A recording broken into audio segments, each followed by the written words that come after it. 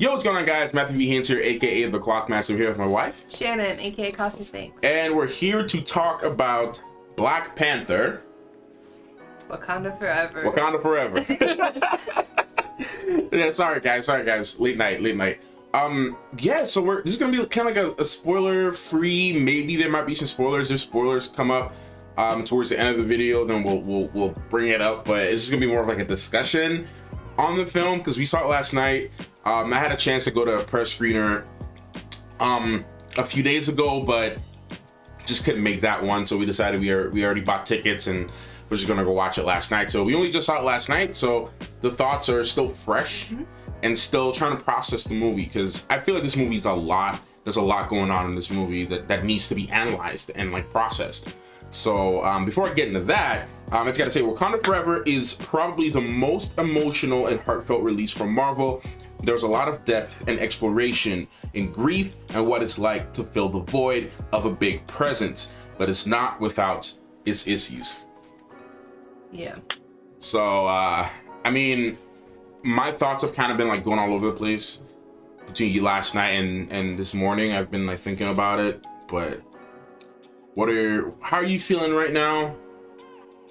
How did the movie make you feel when you were watching it? Like, what are your thoughts? Yeah, so kind of what you said, like, it's very emotional and heartfelt, and it's a very deep movie, and that's a pro and a con. Because obviously there's a lot of grief and, like, dealing with that, and it was a big theme of the movie. And it's a good thing that they're actually going through that and showing the process of it for, you know, people that might be watching going through something similar. But then a lot of like the time it was very driven on it. It felt like you couldn't move on from it. So it was a very melancholy tone the entire movie. I did really enjoy the movie. Like, I thought it was like visually very beautiful. Like, there was a lot of things that I really enjoyed.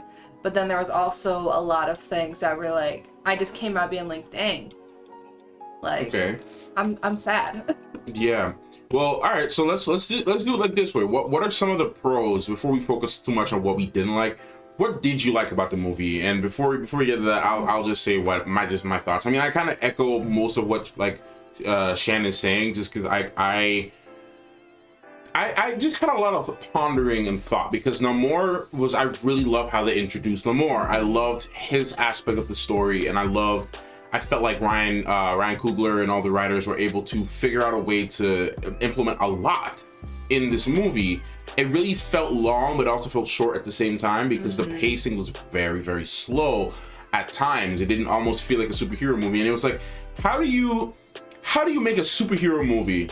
Because it's supposed to be exciting and there's supposed to be all these like cool fight scenes, and they did have them, but it's like, how do you do this while exploring a really real subject, which is grief, which is loss, which is, you know, the mantle, the pressure, guilt, you know, all kinds of stuff. How does your economy like survive the loss of a major leader? Like, how do you deal with that? So it's so much that they had to explore in this movie. But like Shan said, I did leave the movie feeling like, dang, bro, like I'm kind of sad now. So before we focus on that aspect of what did you like about the movie? Like you said, like, I really love Namor's introduction and everything with him. I really enjoyed. I think he's a really cool character, and how they went about his story, like, I really enjoy that. I want to see more of him because I think they can do a lot with him. Other than that, like, it was a very beautiful movie. Like, cinematically, like, I loved this story. I felt like they could definitely do more than what they did, but in what way? Just in general, like moving forward instead of like just. It's little things. It's not anything crazy. But just kind of like how they went about Shuri. And we can, if we do spoiler discussions, we can get into that a little bit. But you know, she was kind of. But pros. Yeah, no, I'm okay. I'm still talking about pros, don't worry. No, she was like a very strong character in this. Obviously, it's about her.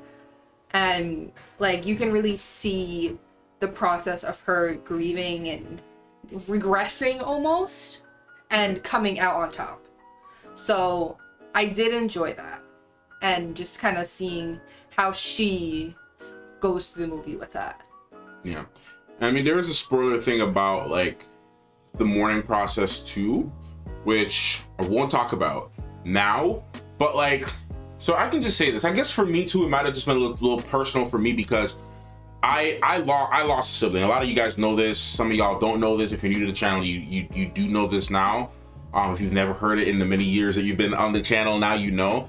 But no, I had a younger sibling. I lost my younger sibling, and that was that's something that I'm still dealing with to this day. So I know what it's like to lose a sibling, and you know, like there's something that happens in the movie too that Shuri does that like I have done for my sibling too, and then like feeling the regret of not, you know, being able to do certain things and whatnot, and that's all I'll say because spoiler territory now.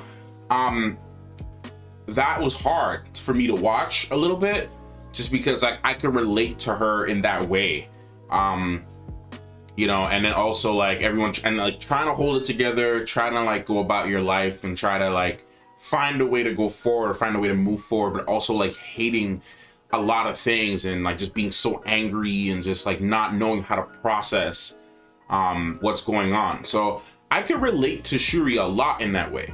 And I guess for me, I guess that's why I kind of felt really sad, just because I know what that feels like.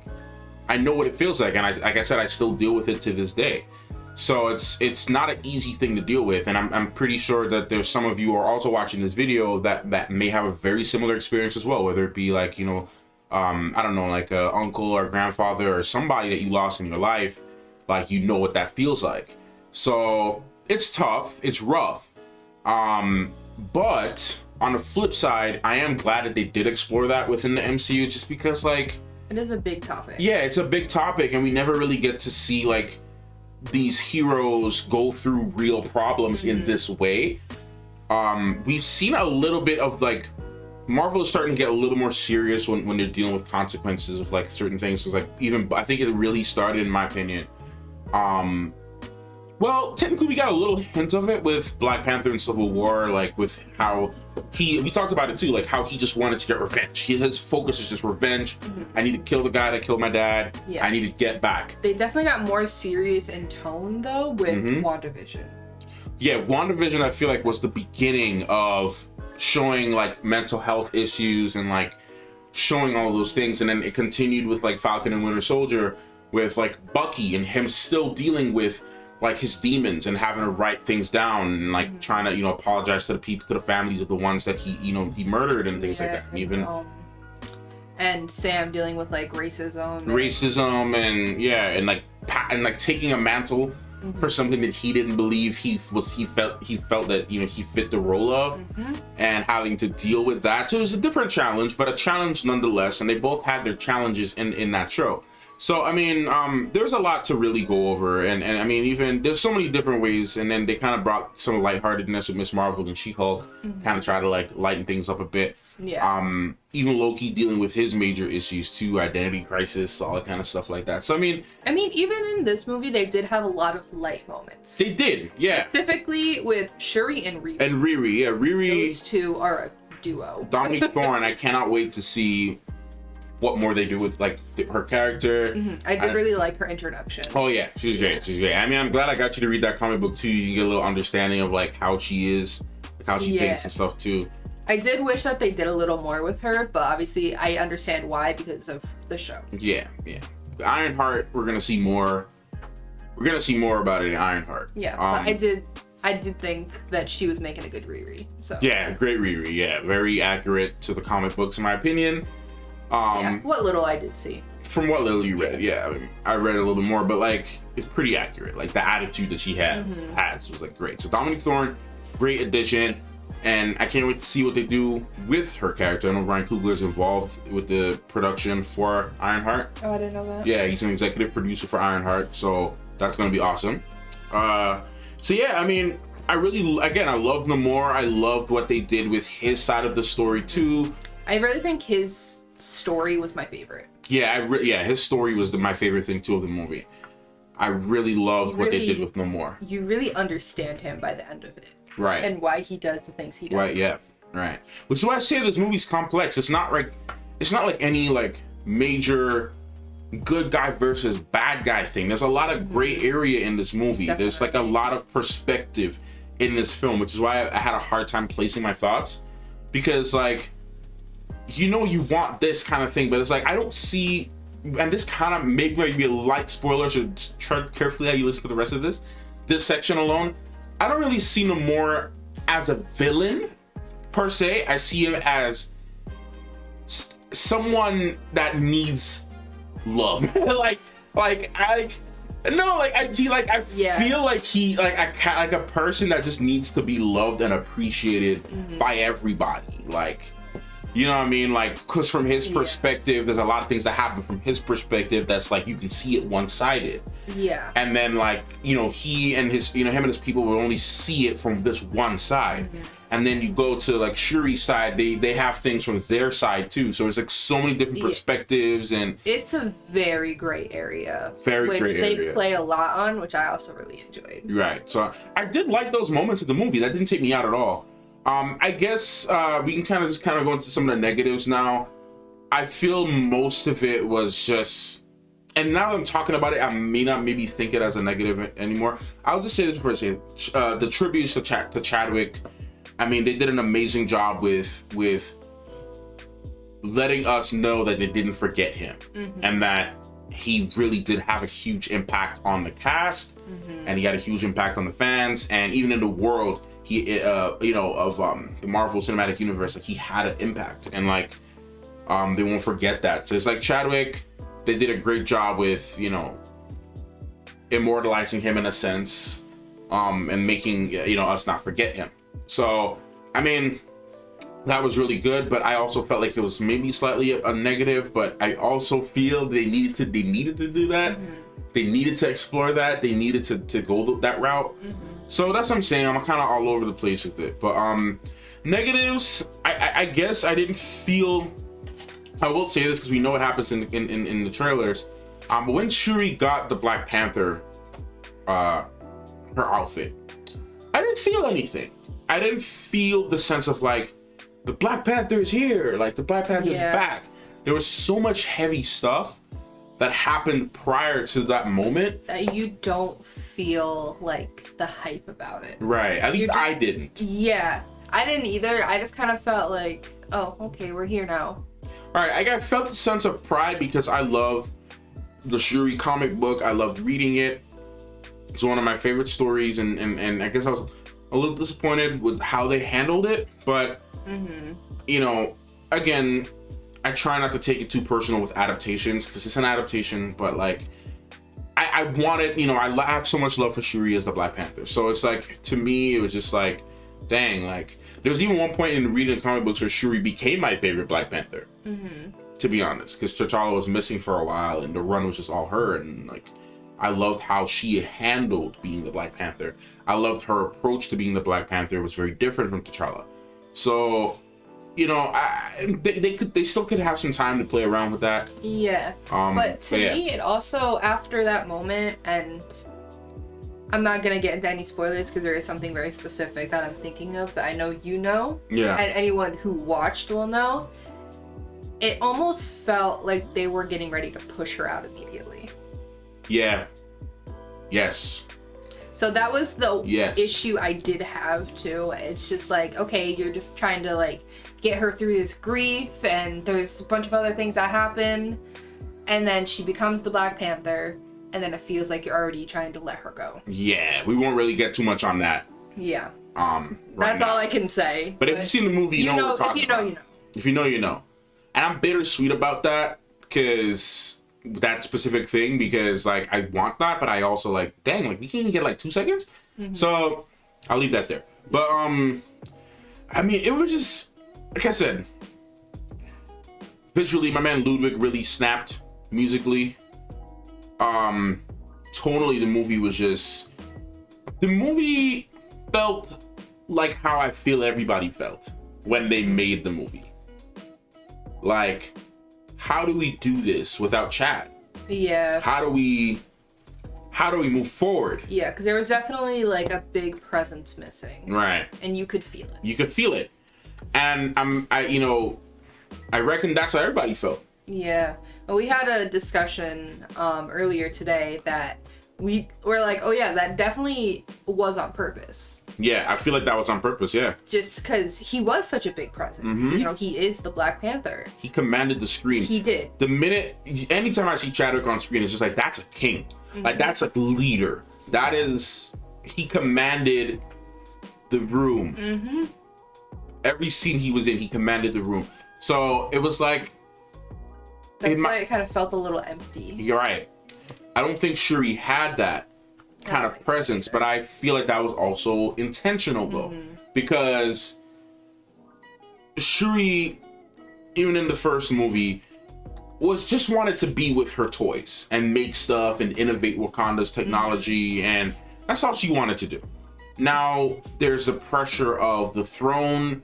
There's no heart-shaped herb because, you know, Killmonger got rid of everything, and you know, they don't have what they had before, and it was just like everything's changing. There's a lot of pressure on her. There's a lot of pressure on the sovereignty, if you want to say that. I mean, you know, dealing with like her mom running stuff and like everything. It's just a lot going on, and also just processing the loss. So from that perspective, it's like there is a lot going on. And it's really hard to implement a big presence of her taking the mantle, just because of how, you know, it's how much like grief and stuff they have to process. It's just a lot. It's really a lot. But I feel like a very heavy movie. It's heavy because I also heard Ryan Coogler had a finished script for the original movie. And the last conversation he had with Chadwick was he was asking him if he wanted to read it. Right, and like literally that happened like right before he passed. Wow, that's insane. So the man had to go write a whole new script.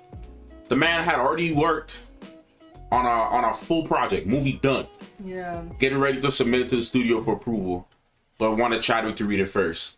Wow. And so the man had to rewrite a whole new movie. Yeah. That's like a lot of pressure. With a whole new perspective too. Right, that's a whole lot of pressure, man. Like, yeah, and so like, how do you honor his legacy, right, while keeping fans entertained? Exactly. That's another thing too. So it's like, yeah, major props to Ryan Coogler and the rest of the team for bandaging the situation that most people didn't think could be fixed.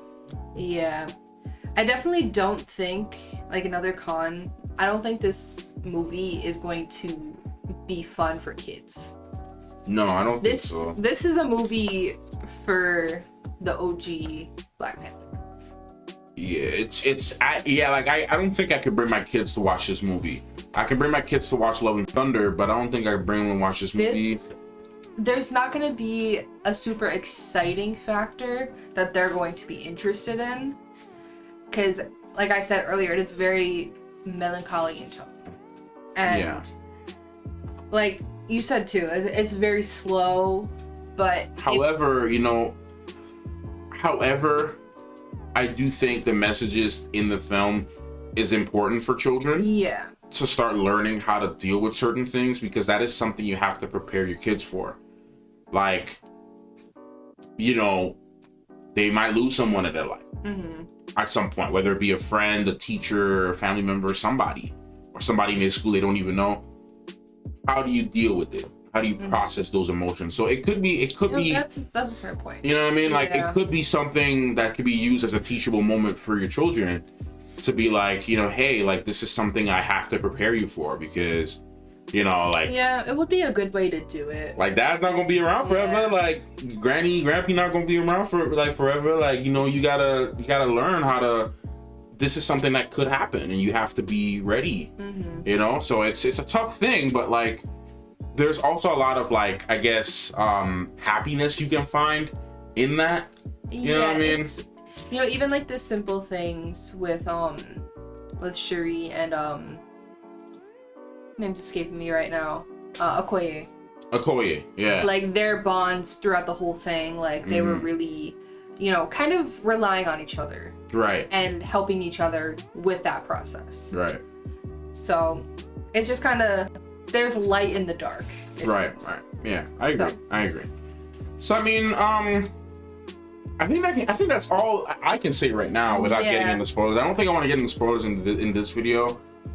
I don't think I want to get spoilers in this video. Depending on like what people want to see in the comments, we might have a spoiler discussion. But I know I always say that, but I might try to actually put it in this time to have a spoiler discussion. Wait till Monday or something till everybody's seen it. Yeah. You know, but yeah, I mean, I think that's all I can say unless you have any other thoughts you want to say that isn't spoiler related. No, I think that's it. Yeah, a good movie. I just think it's really bittersweet, man. Like the action sequences were really good. They were very clean. The direction for them was really awesome artistically. Like it was just amazing in those types of ways. Creatively, it was a great film. I mean, they just did so much that I didn't think they would be able to do. Beautiful movie. But yeah, it's gonna be a lot of mixed reactions from fans and critics, and it's gonna be all over the place. I know right now it's like 96 for fans, but I mean there's a lot of, like I said, it's a lot of gray area because there's moments that I felt like you were supposed to feel pride. I didn't. I was more like, dang, why are we doing this? We shouldn't be doing this. So there was a lot of moments like that where I was just like, no, this is not the way. Yeah, this whole movie was kind of gray. Yeah, this movie was gray.